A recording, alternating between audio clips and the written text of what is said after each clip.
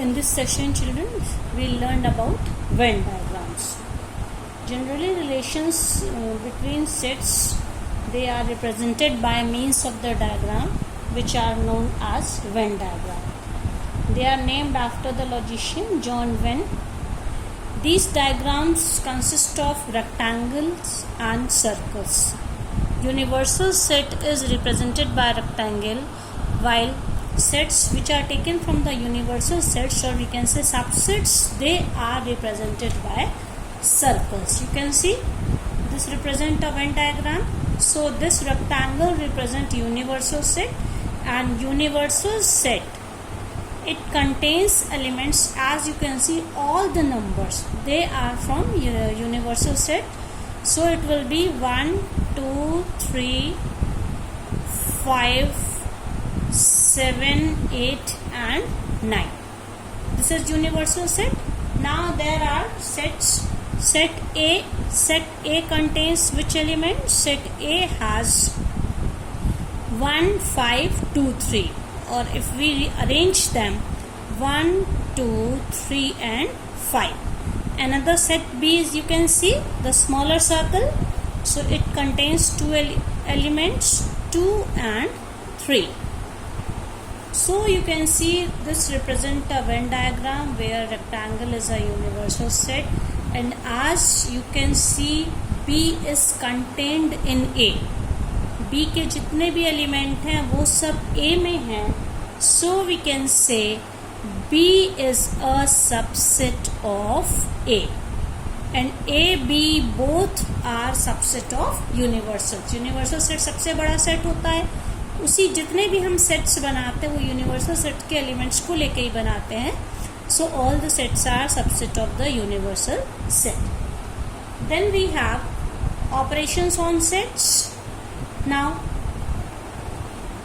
the first operation is union of set. What is union, children? It is represented by the symbol capital U. U stands for union. Okay. So the union of two sets A and B is the set C, which consists of all those elements which are either in A or in B, or we can say in both. मतलब कि अगर हमारे पास दो sets हैं A और B, तो A union B में कौन से एलिमेंट्स होंगे? या तो उनको A में होना चाहिए, या तो उनको B में होना चाहिए, या दोनों में कॉमन हो. मतलब कि कोई भी एलिमेंट छूटे ना दोनों सेट को मिला के, और जो दो कॉमन एलिमेंट्स हैं उनको एक ही बार लिखना है, दो बार नहीं लिखना है. Because set contains distinct elements, repetition is not allowed. So you can see here this example. This is 1, 2, 3, 4 and this is 4, 5, 6. So the A union B will have elements 1, 2, 3, 4. As you can see 4 in both sets. तो एक ही बार इसको लिखेंगे 4, 5, 6. Generally we represented by if X belongs to A union B, or we can say if, because A union is represented by here in definition set C, or if X belongs to C, it implies X belongs to A or X belongs to B. In other words, we can use this notation. This is the symbolic representation. A union B means X is such that X is an element of A or X is an element of B. Here you can see or is a keyword. और यहाँ पे बहुत important है, या तो X को A में होना चाहिए या B, दोनों में से कहीं ना कहीं उसे ज़रूर होना चाहिए उस एलिमेंट को, और दोनों अगर दोनों में है तब हमें एक बार लिखना चाहिए. ऐसे सारे एलिमेंट्स के जो सेट होता है उसको हम लोग कहते हैं A union B. You can see this set, this type of set, this is set A, this circle, and this circle is set B, and this rectangle represent universal set. So these are overlapping sets. Overlapping sets का क्या मतलब होता है बच्चों, कि दोनों का कुछ पोर्शन आप देख सकते हैं, ये पोर्शन कॉमन है, ये सेट A में भी आ रहा है, ये सेट B में भी आ रहा है. तो A यूनियन B को जब हम लोग वेन डायग्राम से रिप्रेजेंट करेंगे, you can see this shaded region, this represent A union B. आप देख सकते हैं A से भी कुछ नहीं छूटा है, B से भी कुछ नहीं छूटा है. Okay. Then properties of the operation on union, कुछ हम लोग यूनियन से रिलेटेड कुछ प्रॉपर्टीज होती हैं, in which the first property is children A union B is equals to B union A। ये हम लोगों ने पहले भी सब डिफरेंट ऑपरेशंस हम लोग पढ़ चुके हैं, छोटे क्लास में आपने पढ़ा होगा, operation addition of natural numbers और इंटीजर्स, इन सब में पढ़ा होगा आपने बहुत छोटे 6 या 7 क्लास में, कि A का B से यूनियन ले या B का A से यूनियन ले, हमको वही सेम सेट मिलेगा, and this is called commutative law, which is क्रम विनिमय का नियम। Next is children associative law. For associative law, जिसको हम लोग साहचर्य नियम भी कहते हैं बच्चों, यहाँ पे हम लोग 3 सेट्स लेते हैं, A, B और C। So A union B union C, you can see on both side A union B union C is written, but only position of the bracket is changed. In left LHS or left hand side, A and B are associated using bracket. A और B को एक bracket में रखा है और right side में B और C को रखा है। इसका ये मतलब है अगर हमारे पास 3 सेट्स हैं तो चाहे हम A का B से यूनियन लेके जो सेट मिले उसका हम C से यूनियन लें, या पहले हम B और C का यूनियन ले लें फिर उसका सेट A से यूनियन लें, हमें सेम सेट ही मिलेगा। This is known as associative. The third is identity element. Here you see A union null set. This is phi means null set और empty set. तो अगर हम null set के साथ किसी सेट A का यूनियन लें तो यहाँ पे हमें वही सेट A मिलेगा, A की वैल्यू में कोई चेंज नहीं होगा। तो यहाँ पे ये जो null set है ये एक आइडेंटिटी एलिमेंट का काम कर रहा है। मतलब आइडेंटिटी एलिमेंट वो एलिमेंट होता है जो हम लोगों ने जो छोटे क्लास में पढ़ा है, जो किसी भी, जैसे 0 is the identity element for the addition of natural numbers, किसी भी नंबर में 0 को जोड़ेंगे तो उसको अनचेंज रखता है। Similarly 1 is the identity element for multiplication operation, 1 से किसी भी नंबर को मल्टीप्लाई करेंगे तो आंसर अनचेंज होता है। But in this case for the union of 2 sets phi acts as an identity element। अब अगर कभी भी किसी सेट का खुद से यूनियन ले लें तो हमेशा हमें सेट A ही मिलेगा।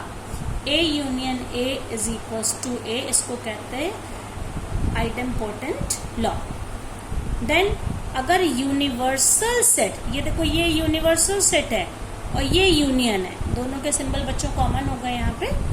A सेट A का अगर हम लोग यूनिवर्सल सेट के साथ यूनियन लें तो हमें यूनिवर्सल सेट ही मिलेगा। आप देख सकते हैं ये एग्जाम्पल देखिए, यहाँ पे ये यूनियन है, इस सेट का सेट A के साथ आप यूनियन लीजिए क्योंकि इसके सारे के सारे एलिमेंट यहाँ पे मौजूद हैं।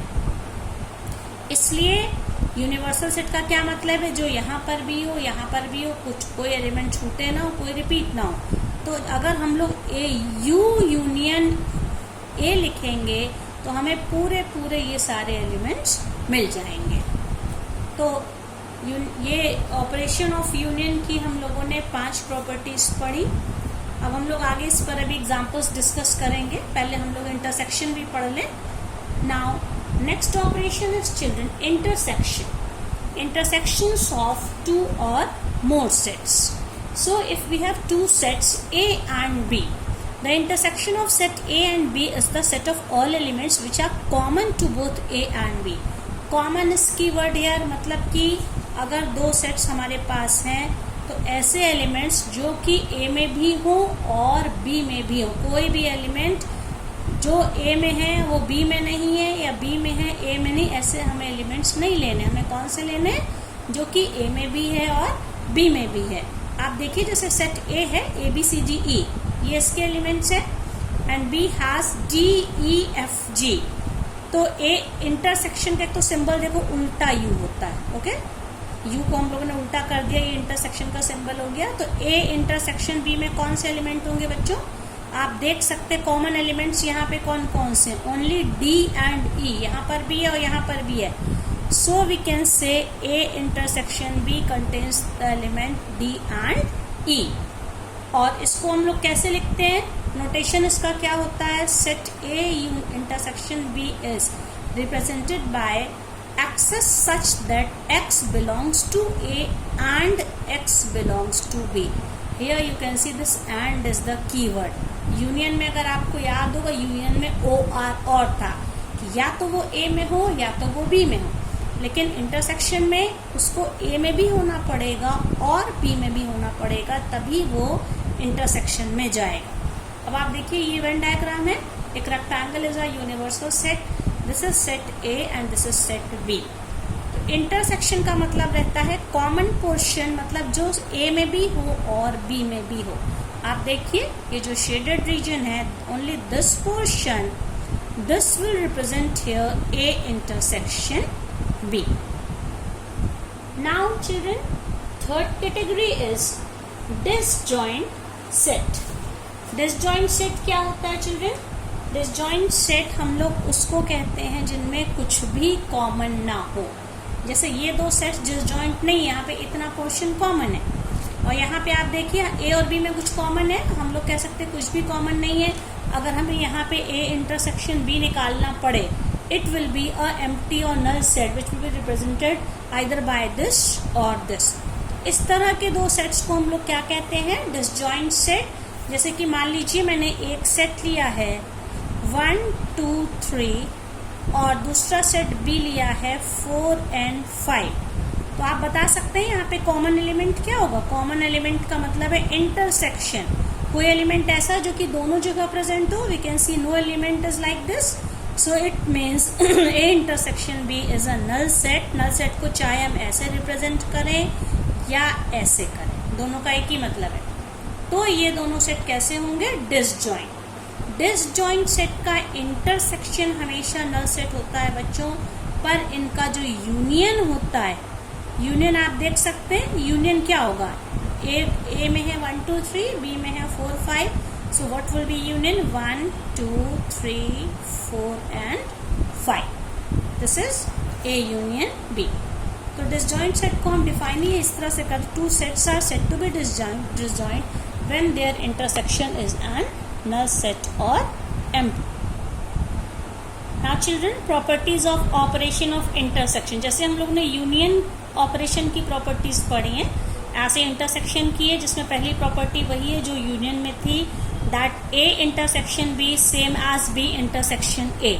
इसको हम लोग क्या कहते हैं, कॉम्यूटेटिव लॉ, और इसको कहते हैं क्रम विनिमय का नियम. चाहे ए का बी से इंटरसेक्शन ले या बी का ए से ले, we will get the same answer. Next is associative property. You can see for associativity we have to take 3 sets here. Bracket is associated either with A or A and B, or it is associated with B and C. We will have the same answer.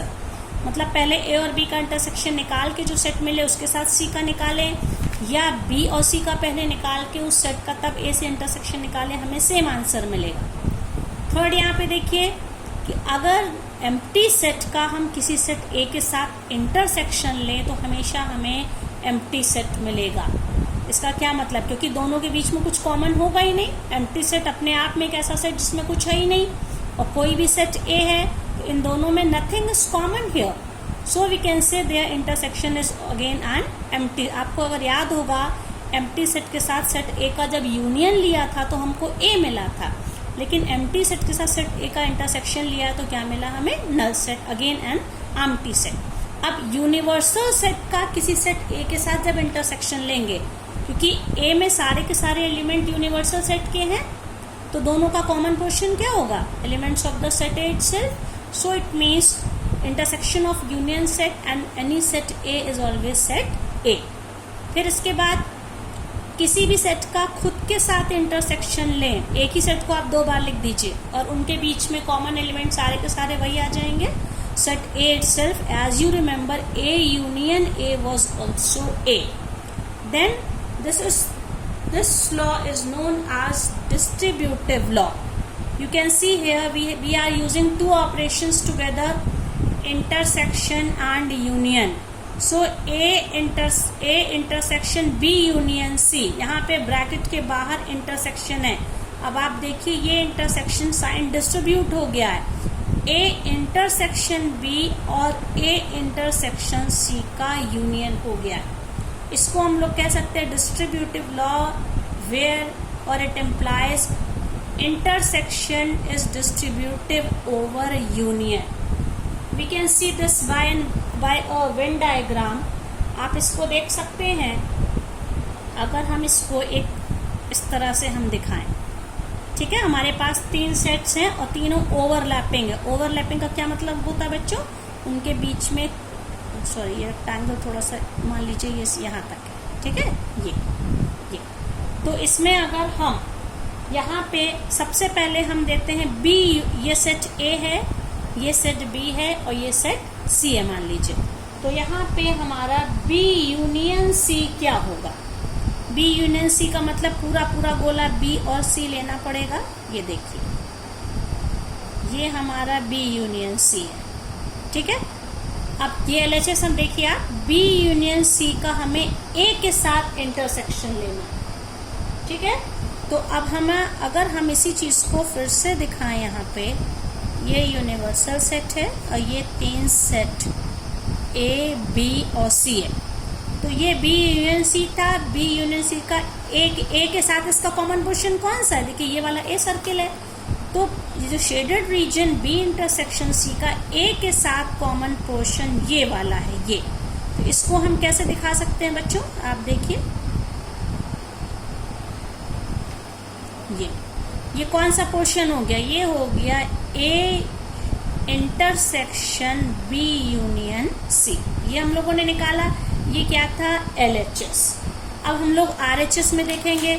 सबसे पहले हम लोग ये मैं 2 rectangle मतलब कि 2 मैं यहाँ पे यूनिवर्सल सेट बना दे रही हूँ जिसमें 3 ओवरलैपिंग सेट्स हैं। Set A B, this is A, this is B and this is C, A, B and C.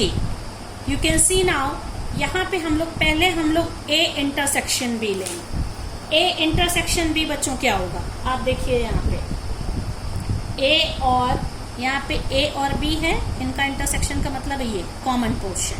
A और B में इतना ही पोर्शन तो कॉमन है। आप देखिए ये सर्किल A और ये सर्किल B। ठीक है, ये क्या है? A intersection B। अब यहाँ पे हम लोग ए इंटरसेक्शन सी निकालेंगे। तो ए इंटरसेक्शन सी यहाँ पे क्या होगा? आप देख सकते हैं ये सर्किल ए और ये सर्किल सी। तो आप देखिए यहाँ पे ये जो है ये है ए इंटरसेक्शन सी। ए और सी के बीच का कॉमन पोर्शन और यहाँ पे ए और बी के बीच का कॉमन पोर्शन। हमको क्या चाहिए बच्चों? यहाँ पे इनका और इनका ए इंटरसेक्शन बी और ए इंटरसेक्शन सी का यूनियन, मतलब दोनों को अगर हम लोग मिला दें, दोनों को हम लोग ले लें, दोनों का यूनियन का क्या मतलब है? कुछ पोर्शन छूटना नहीं चाहिए। अब आप देखिए इसको और इसको अगर हम लोग मिलाते हैं ये, तो हमें ये मिलेगा, ये पूरा पोर्शन बच्चों। देखिए इसमें ये जो पोर्शन है ये, सॉरी बच्चों, ये वाला हिस्सा हम लोग का नहीं होगा, ये वाला नहीं होगा। इसको मैं 1 मिनट फिर से बना देती हूँ बच्चों। जैसे ये मान लीजिए ये हमने लिया है। ठीक है, तो इसमें ये सर्किल ए है, ये बी है और ये सी है। तो देखिए आप लोग पहले ये वाला हिस्सा ए इंटरसेक्शन बी और B A intersection C.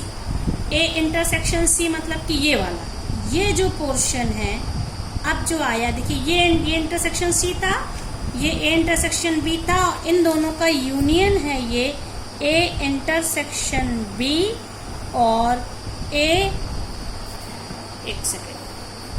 Intersection C का ये है यूनियन। ठीक है, तो अब आप कंपेयर कर सकते हैं इसको, यहाँ पे ये RHS और ये LHS। ये देखिए ये पोर्शन RHS है और ये LHS है, बोथ आर सेम। इसको हम लोग 2-3 अलग अलग सेट अपने मन से कुछ भी नंबर लेके बना के उस तरीके से भी प्रूफ कर सकते हैं।